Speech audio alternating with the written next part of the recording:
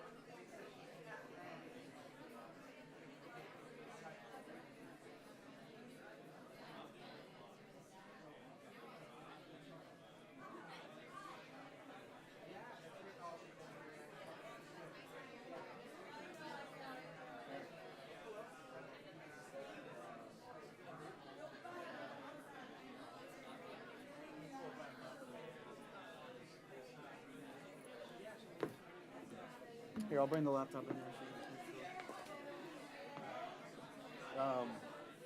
Do you need a mic or a key? sure. No, just a clicker if I can. Okay, the clicker's there.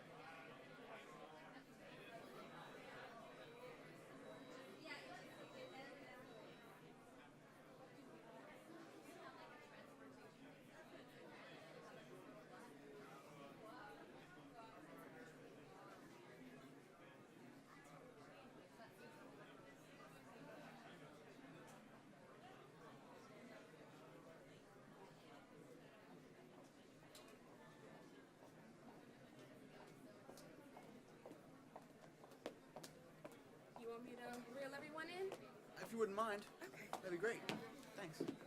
Excuse me, everyone. We're about to get started with this session, so if you don't mind grabbing a seat.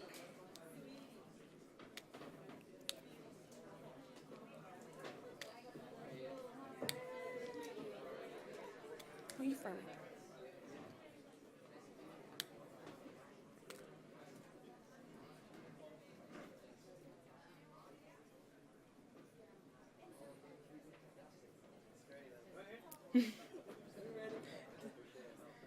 So we have presenting for us Jared Schulman. He's from Ground Truth, and they are one of the partners that Univision works with on our digital campaigns. Hey, everybody. Can you guys hear me? Cool. So it's great to be here today, guys. Thank you for joining this session. As you heard, what I'm going to be talking about today is location. You guys are probably familiar with geo-fencing and mobile targeting. I'm going to kind of walk you through Ground Truth. You might have heard of us. We're formerly XAD. And our philosophy around how we target, understand, and identify audiences in mobile. We have a really unique partnership with Univision and how we understand the Hispanic mobile consumer. It's a lot more than just geo-fencing. So I'm going to give you kind of an industry update where we see things heading, our philosophy, and then tee up some real examples. I just got permission to go through a pretty awesome demo at the end of the presentation. So first and foremost, I'll walk you through, who we are, why we're a big deal in kind of the location mobile geo-fencing space, why we think location matters. We think it's the ultimate targeting context, guys. We don't even offer things like content targeting or demo targeting or psychographic targeting. So at least for this presentation, I want you guys to kind of throw out those sort of historical, we think somewhat dated targeting methodologies that still apply to mediums like desktop and others, but through location in-app targeting, we have a different approach. Beyond that, I'll walk you through exactly how we understand what type of consumer each of you are based on where we've seen your phone and exactly how we target those consumers and prove that we made an impact on the campaign. So just an FYI, who are we? Ground Truth, we formerly XAD our location marketplace. So this is our headquarters in New York City. Simone bragged that she flew in from Dallas. I flew in from New York, guys, so I really wanted to be here today. Essentially what got us on the map, guys, this is more of an FYI, but I think it helps understand sort of how the space works. How do you understand where I am at any given time to give me a very targeted location-based ad? So I'll kind of walk you through how that's done.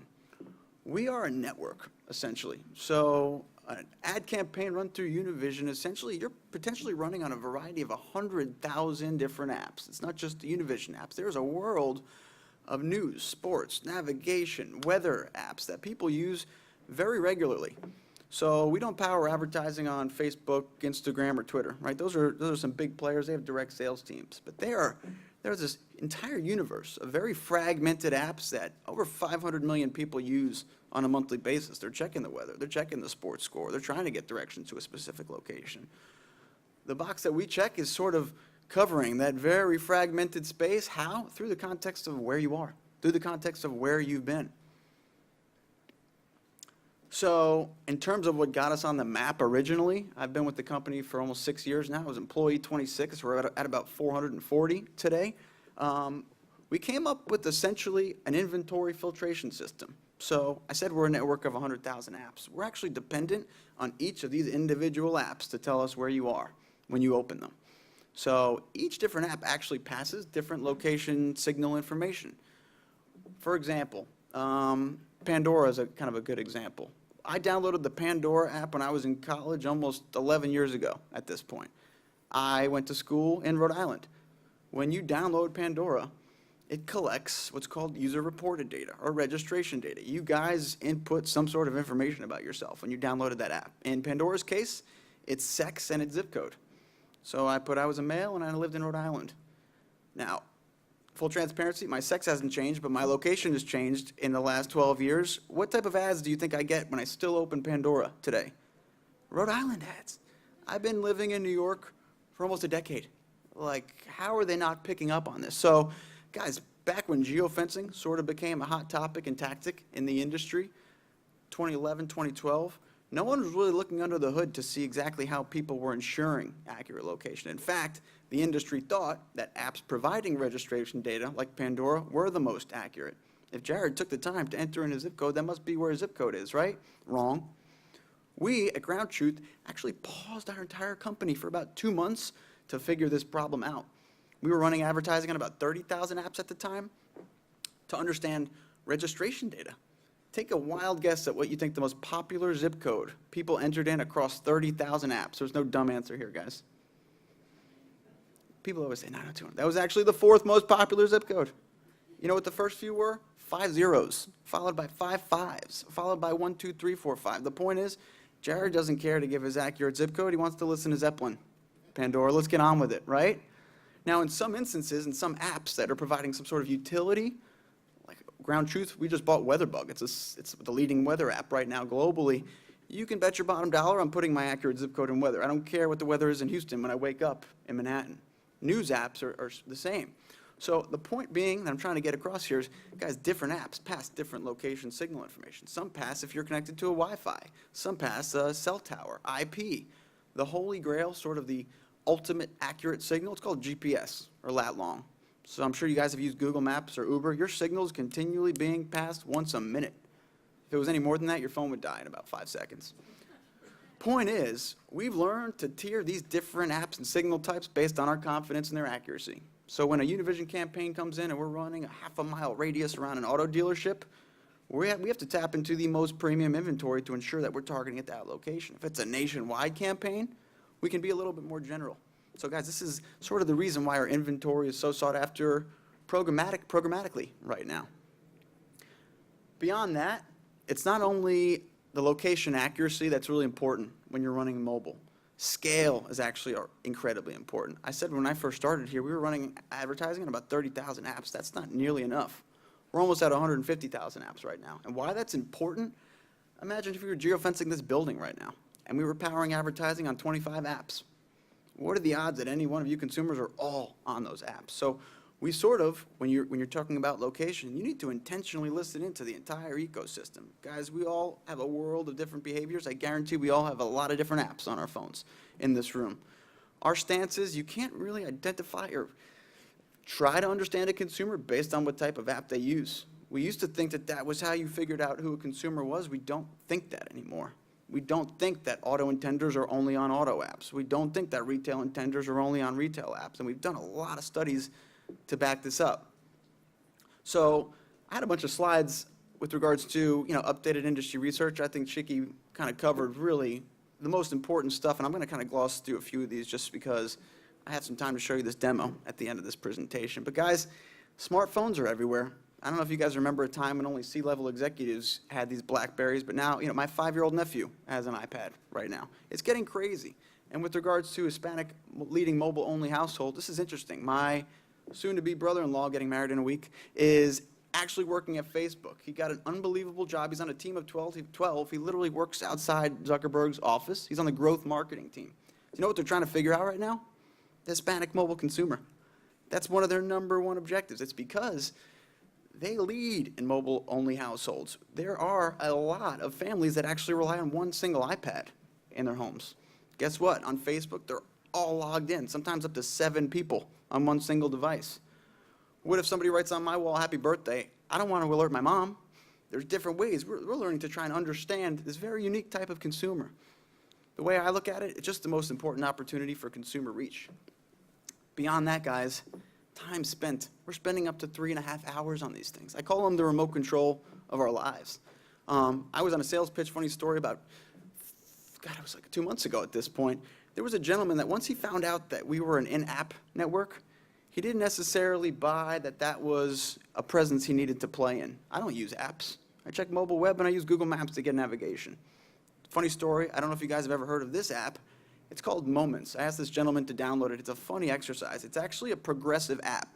So go to the App Store, download this, allow it to run in the background, and it'll track how often you use your phone, how often you open it, which apps you use, the time spent on each app. It is frightening. I deleted Instagram and Facebook in about 10 minutes after 2 weeks of this app running. At the rate that I was calculating, I'd be spending 16.5% of my life on my phone. So I don't think anyone in this room needs to be sold that this is a medium that can no longer be ignored, but it's just getting that much more so in terms of time spent, in terms of which categories and verticals it's used for, in terms of its tool kind of as a utility along the purchase process. So, it's something that we really have realized it can no longer be ignored, and it's almost an imperative part of any consumer journey. So when it comes down to, mobile web versus in-app, I want to just kind of talk about that for a second because we really don't play in mobile web anymore.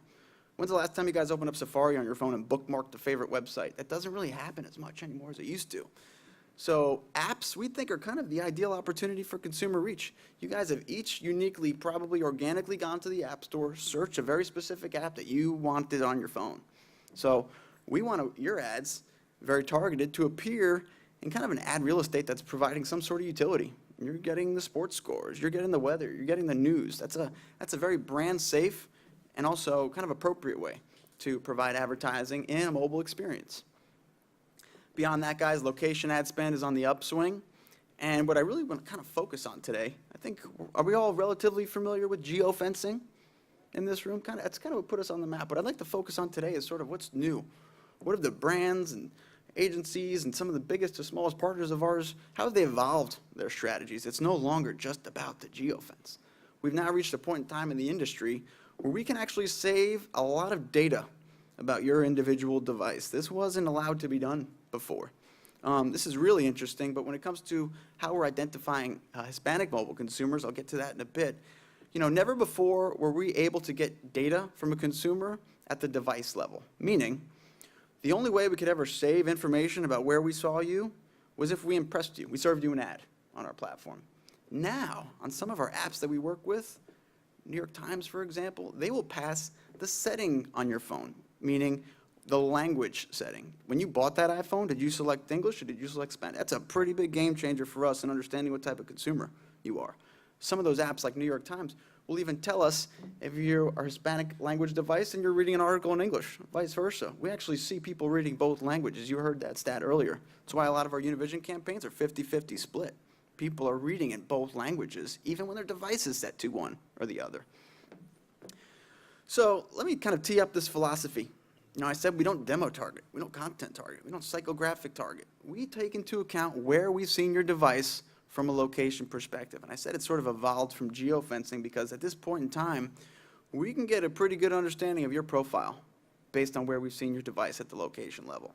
So think about how you might define a fast foodie, a young Hispanic working mom, or auto intender. We take into account where we've seen these folks from a location perspective, but it goes a lot deeper than that.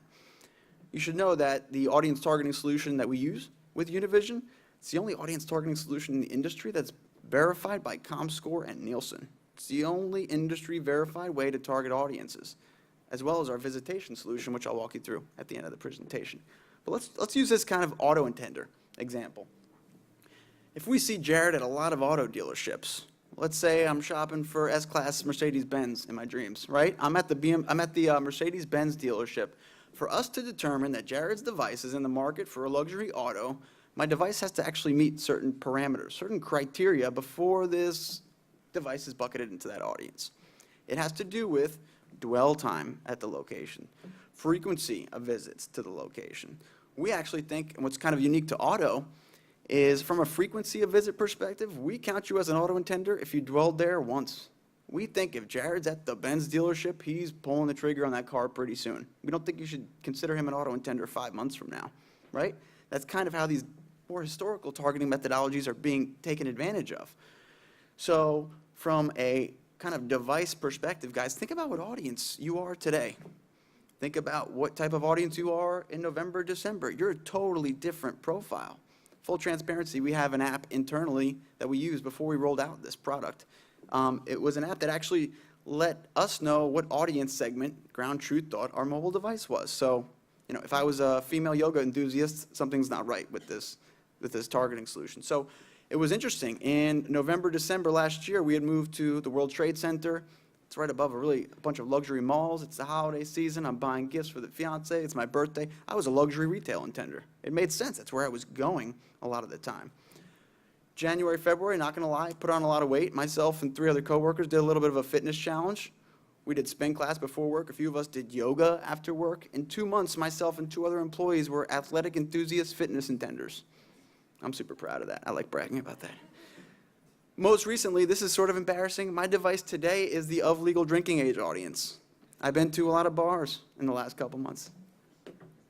I've had a lot of birthdays. I'm not liking alcohol. So think about what type of audience you are, and what's distinguishing this way of understanding an audience is this is fluid. You're only in that auto intender device bucket for actually 10 to 15 days if we see you there once. What about that QSR intender who's going to a lot of fast food restaurants? If we see Jared's device going to a lot of Burger King, McDonald's, KFC, Chipotle, guess what? The dwell time doesn't have to be as long there. I'm not shopping for a Big Mac the way I'm shopping for an S-Class. I can be in and out of that McDonald's through the drive-thru in 10 to 15 minutes, right? Shorter dwell time there. Frequency of visits, it's a lot more. So we have to see you at a lot of locations, and guess what? Once you're bucketed into that audience, your device is going to be saved as a fast foodie for 3 to 6 months. We don't think you're going on a diet anytime soon, full transparency. So think about how this way of understanding audiences is so different than just what app are you on? What content are you reading right now?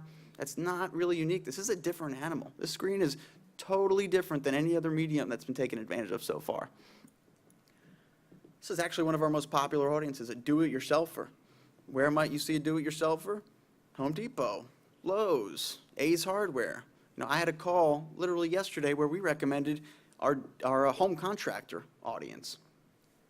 Full transparency, I was like, how the heck do we know who a home contractor is? I had a call with one of my engineers. Turns out it's the exact same profile as a do-it-yourselfer. But those visits have to occur within the first 4 opening hours of the store. Those are people who are going to Home Depot super early in the morning. They're picking up materials before they go to the job site. So think about how through location, quantity of visits, frequency of visits, time of visits, you can start to understand who these folks are. Guys, this has never been able to be done before.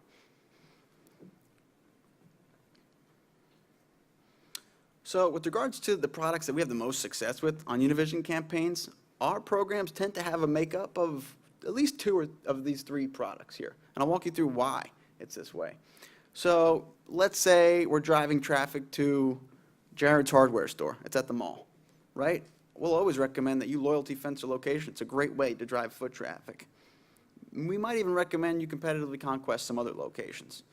But let's say there's a bunch of other people who, you know, are just traveling about their day in this market that are working on their back deck, but they didn't come anywhere near your geofence over the course of the campaign. They were at Home Depot last week before your campaign even started. Audience targeting gives you the advantage of reaching these people regardless of whether or not they cross the boundaries of your geofence. So as soon as your campaign starts, let's walk through kind of how the ad experience is different here. For a consumer to receive an ad in and around Jared's hardware and that geofence, 2 things have to happen. 1, I have to be within the boundary of that fence. 2, I have to be on one of those 100,000 apps that we power advertising on. Those 2 checkboxes, I'm eligible to receive an ad.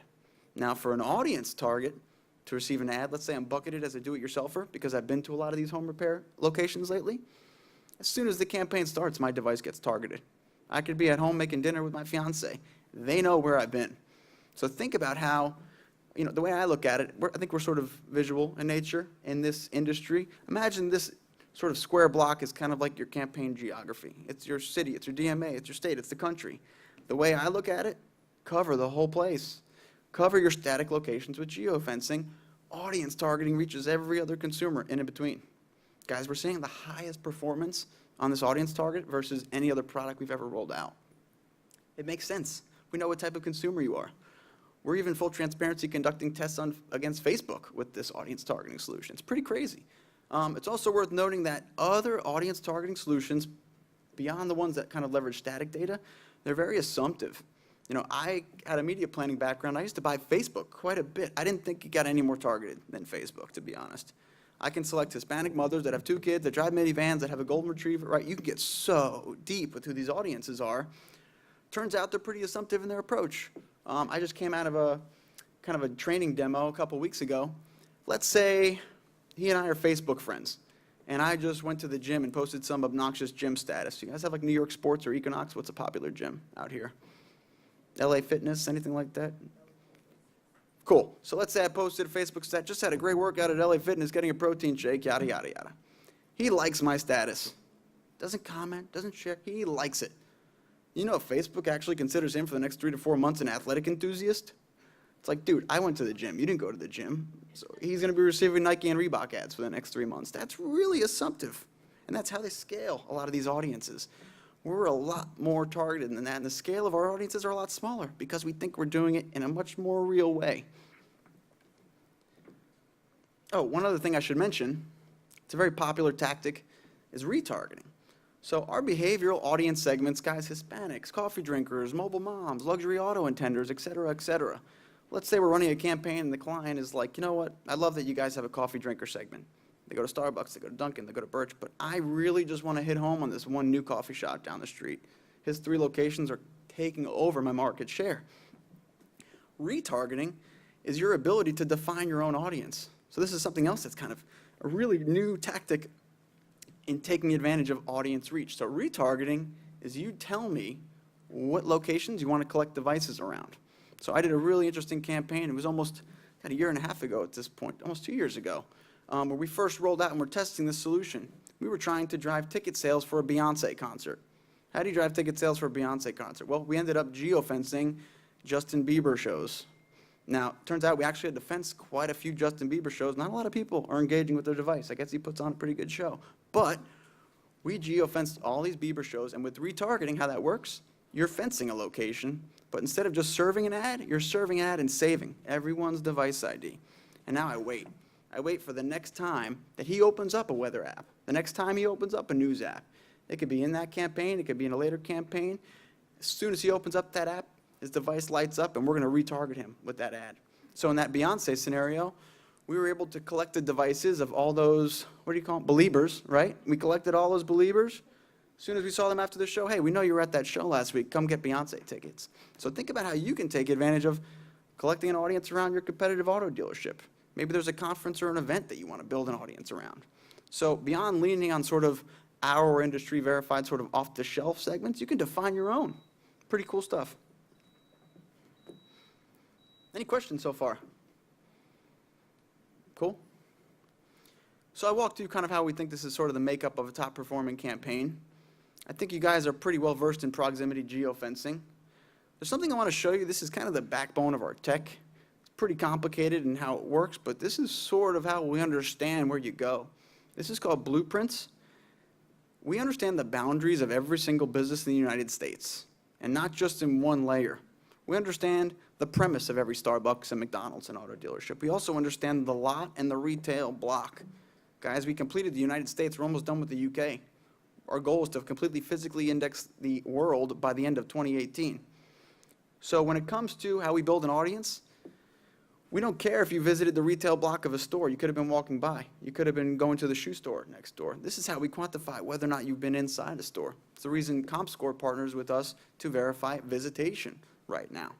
So pretty important stuff in terms of how this data is collected. And for those of you who are curious how this is done, 70% of the time, it's an automated topographical mapping technology. We just look at satellite imagery and draw the boundaries. The other 30% of the time, guess what? We have 160 college grads. Do you know what their job is all day, every day? To draw boundaries around stores on a Google Maps-like tool. They then submit it to 2 of our engineering offices before we submit it to get verified. So in terms of really how we understand it, target, measure visitation, build audiences, no one's getting as precise as this. This is surgical. I think you guys understand our behavioral audiences more off the shelf. I just wanted to include some of the most popular ones I run on my Univision campaigns. Think about these segments. Think about how you might be able to test or uncover an audience that you didn't know was your audience. That's really, I think, some of the coolest things that mobile helps provide. Uncover and kind of maybe second guess who your audience is. I could walk you through so many examples of how many times we sort of flipped the client's audience on their head. They didn't think that their target consumer was who they thought they were originally.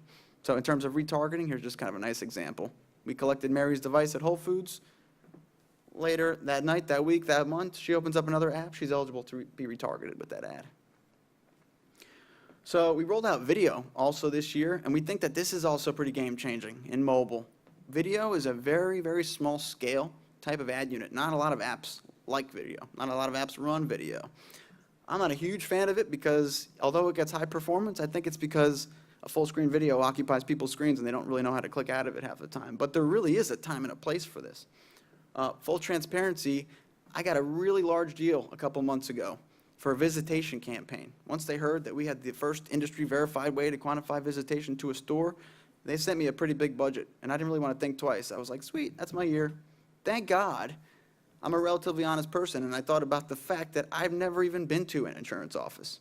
I remember taking my headphones off, asking my entire team, has anybody ever been to their insurance? I don't know if anyone in this room has ever been to an insurance office. So I had a great relationship with that client. I didn't want to lose the budget. What I ended up doing was going back and saying, hey, listen, full transparency, we don't think that your category and vertical is a high foot traffic type of industry.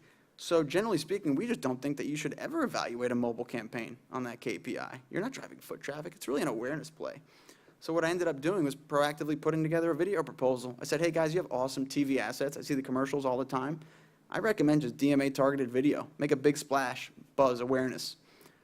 They went radio silent for 3 weeks. I thought the deal was done. They came back. They shaved the budget barely, and now they're running a video campaign. They also said that we were the only partner to push back on their KPI. So think about, some clients don't even know how they need to evaluate the success of their campaigns. Think about this kind of stuff because things like video can actually really move the needle on results. And when it comes to speaking about results, guys, how do you quantify the impact of a campaign? I think mobile is the biggest tool to provide an element of measurability beyond any other medium. So what you're looking at here is our landing page. So for the most part, all of our Univision campaigns click through to a template landing page. Our clients will input the image, the addresses, the video in a very turnkey way. We power these dynamic pages. Seems pretty simple, right? A lot of science and research has gone into this simple looking landing page. Beyond the fact that there's zero load time once you click on the ad, we've recognized that when you're driving to a store, you're doing research, the top 2 actions you want to take are, how do I get there? What's the phone number? Beyond that, guys, these landing pages are location specific. So think about the user experience every time you run even a digital or mobile campaign. So here's kind of a nightmare scenario. This literally happened to me this week. It is hot in Texas, FYI. I don't know if you guys know that. I was walking down the street from a client meeting earlier this week, and I got a nice, pretty Dunkin' Donuts ad for an iced coffee. And it even had what we call distance overlay, dynamic distance. So that's a static banner, guys. It's really the bottom of the barrel, cheapest CPM, and you can make it pretty sexy with some dynamic text. You're 0.1 miles away from the nearest location. That's how you kind of make it a little bit more personal for every single user. So I was sweating more so than I am now, and I was like, awesome. I love an iced coffee. It's only 0.1 miles away. I'll walk there. Let's go. Do you know what happened once I clicked on that banner? I was brought through to the generic mobile website of DunkinDonuts.com, and I'm at their homepage. And I'm now sweating more. I'm like, what the heck just happened there? I'm now going to a store locator. I'm having to type in the zip code that I don't know I'm in. I'm having to look through a list of 30 locations to get to, I'm gone. I'm not getting coffee there anymore, to be honest. Now, the way that we think that user flow should funnel, let's revise that story. I'm walking down the street. I see that ad for the Dunkin' Donuts iced coffee. Sweet. I click on it. I am immediately brought through to the business profile page of that Dunkin' Donuts nearest us. So powering the accuracy of the landing pages, our location check will drive you to whatever location is closest. I could be in the middle of 6 different Dunkin' Donuts locations.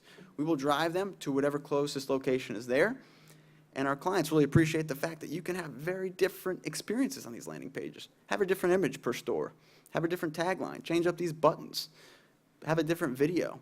And from a reporting insights perspective, I think we're all used to these kind of boring Excel reports. Here's impressions, here's click-through rate.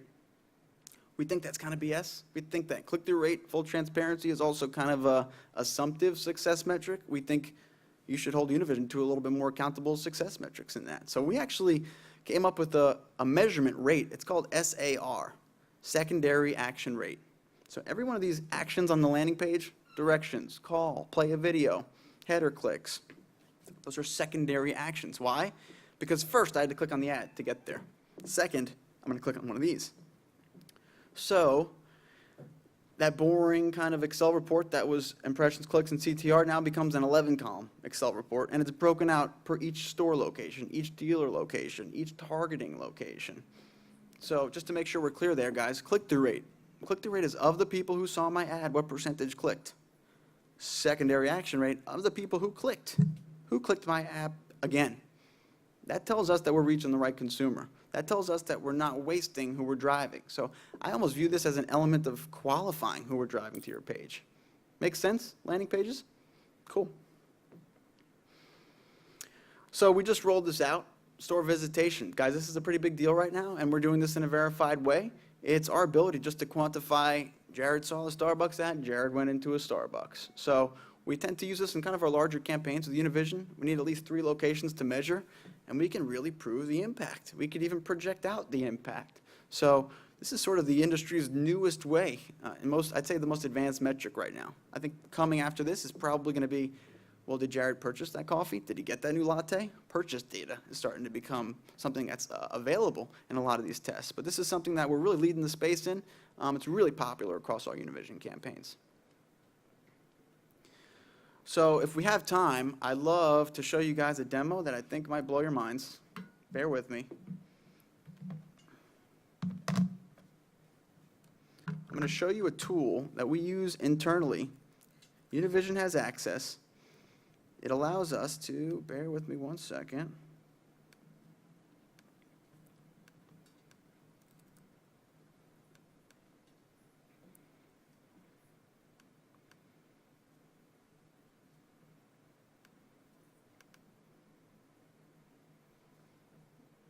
Are we good, guys, in there?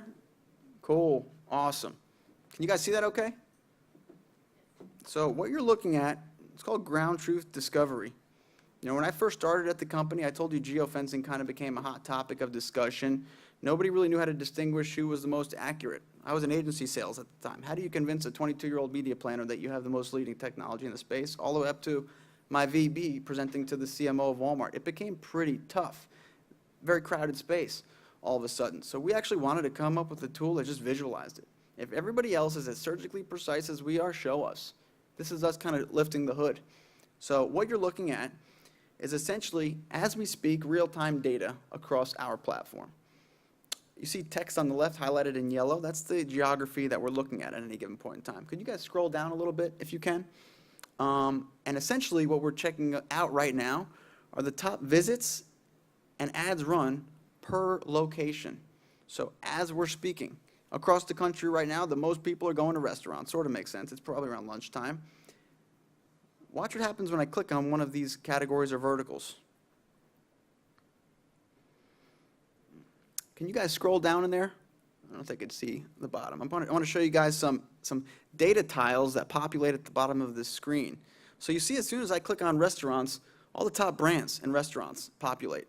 McDonald's always tends to be top. They have a lot of locations, big geo footprint.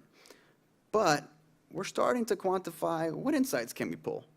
You know, ground truth, we're really trying to become a location intelligence company, not just a banner provider. You know, we're incorporating our tech into some of the Univision apps to understand where people are using these apps. So let's say, you know, we have a QSR client in this room. Don't you want to understand the top days of week from a foot traffic perspective as you compare? Are you flighting your creative this way? Are you day parting or week parting? For restaurants, retail, and auto, time of day is huge.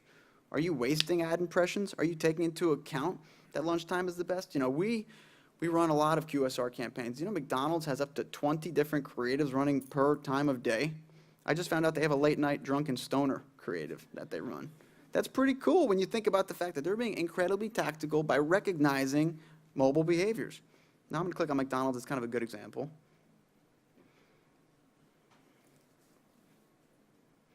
So beyond popular days and times, we're starting to grade each individual brand and location. Something else that I think is really unique. You know, I meet with clients all the time, and they think they know how to run mobile. I get location. I target my location, I target competitors, and I pick an off-the-shelf audience. That's not very complicated, Jared. For the most part, clients and advertisers only conquest or target other categories or brands in their vertical. So McDonald's tends to target every other fast food restaurant.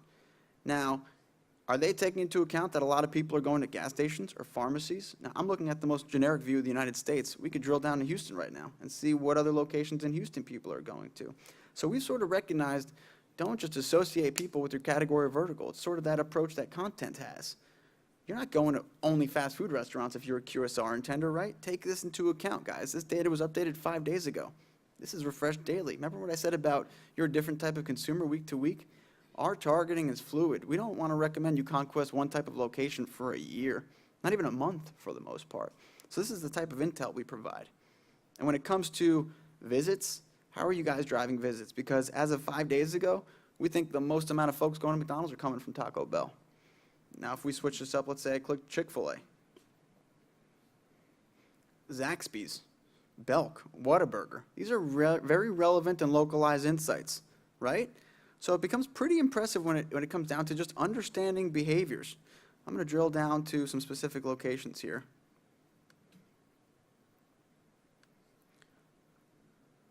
I see a Chick-fil-A.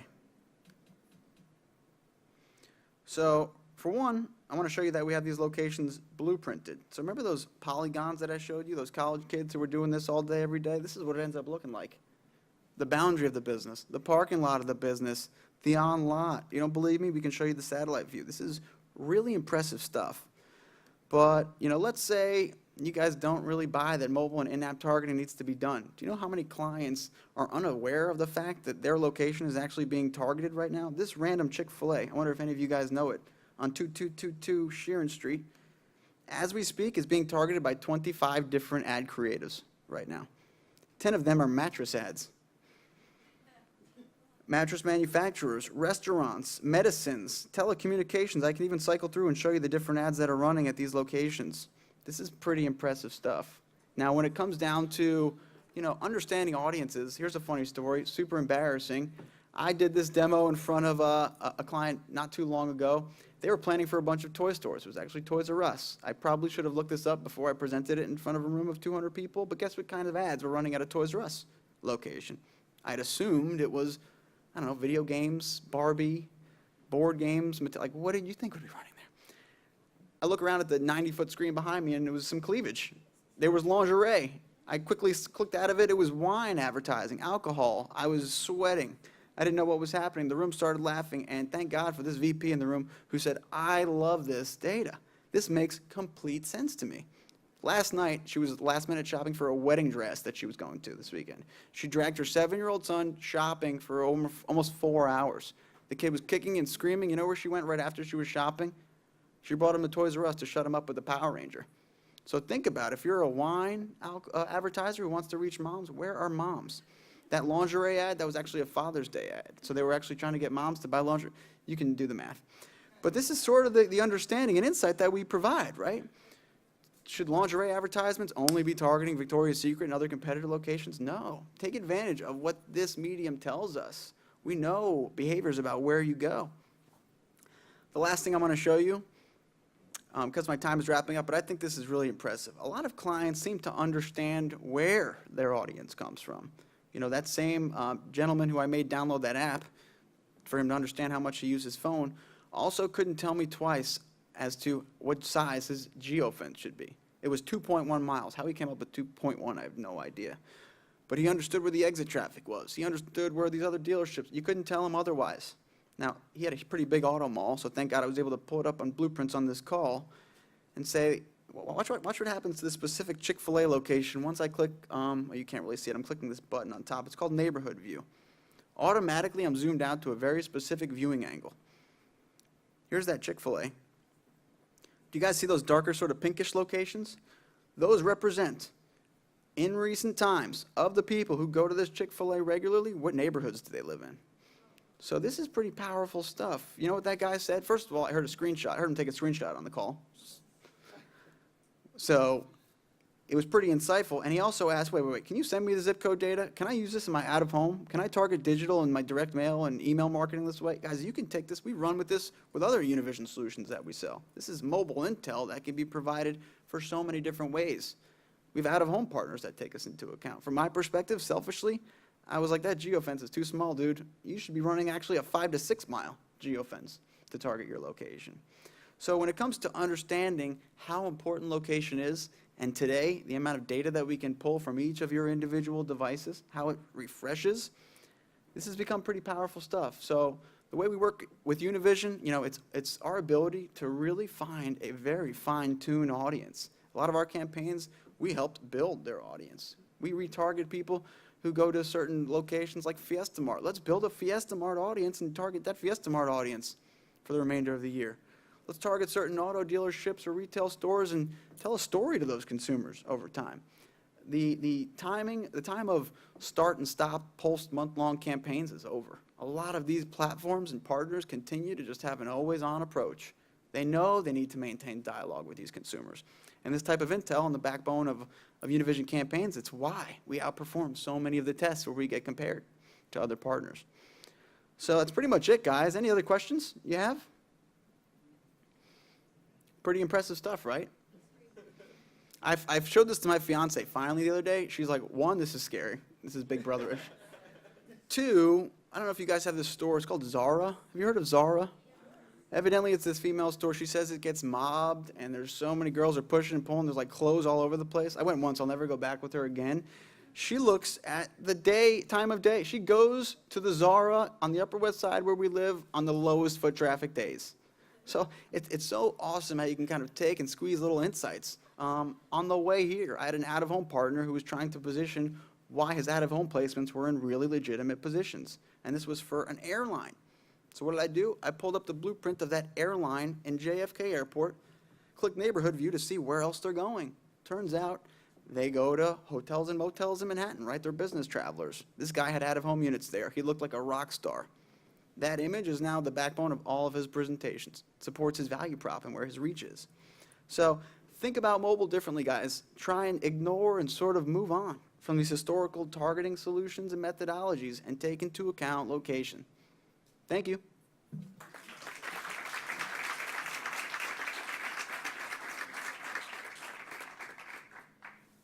Any questions, guys?